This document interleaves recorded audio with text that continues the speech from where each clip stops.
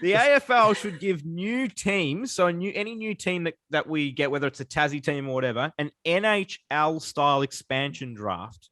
Yeah, look, this is an interesting discussion. I'd love to delve into this a bit deeper at some point when we can. But we were talking about before, but the GWS and the Gold Coast method didn't work.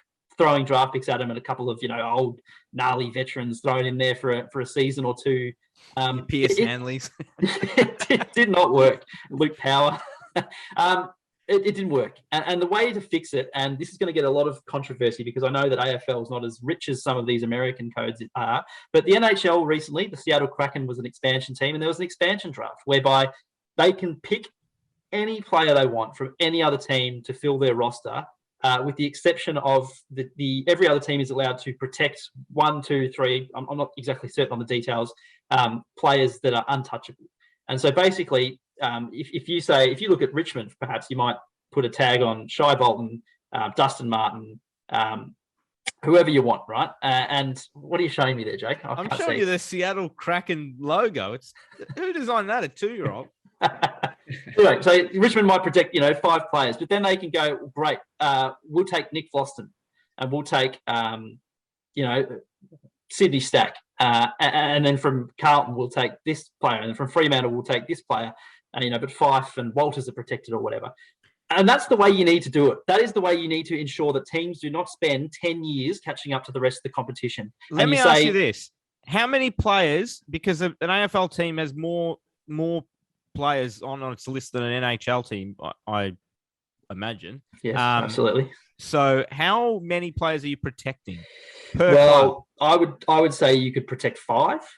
Again, this is very, very I know. Doors. So the 6th best player or your 6th most valuable player could just be taken.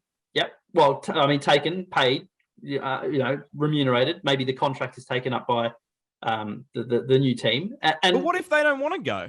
Well, this is the controversy and the part where it gets a bit sticky. So then maybe the AFL says, yep, this is the way we're going to do it. However, these expansion contracts are maximum of 2 years. And you can re-sign if you want after that, if you love it. But if you want to play footy, this is the reality, is you can get drafted anywhere, and you can get taken over in an NHL-style expansion draft. And it might only happen once every 20 years, as we found out, or once every 10 years. And that's just the risk of growing up in a time when the AFL is looking to expand. I'm not saying you do it every year like free agency or trades just like that. But if an expansion comes along, I think that's what. I'd still argue that what we did was a failure. Gold Coast have been great. GWS have been okay. So it's not a failure. I don't think it's a failure what we had. We've had both. We've had GWS who were fine. People are saying they're too strong. They got too much. And Gold Coast. People were saying the Giants. Don't you remember everyone saying the Giants were going to win 10 flags in a row? Yeah. and look, they haven't, because the draft doesn't work like that. So I think that there's a better way to go about it.